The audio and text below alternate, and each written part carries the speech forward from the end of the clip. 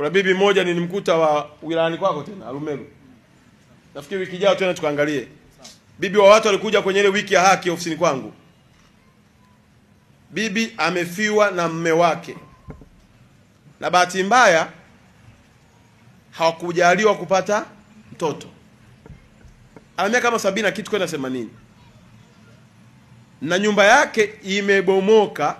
Hizi nyumba za kupiga za tembe zile.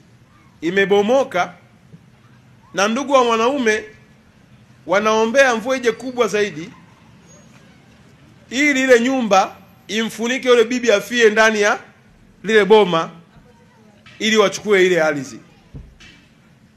Alikuja ofisini kwangu ananieleza, anaomba niwaite. Wasaidizi wangu walivomsikiliza wakawaita wale watu. Walivyowaita wale watu wakamwambia bana sisi hatuendi. Kwa bibi nikakutana naye amekuja ofisini analia.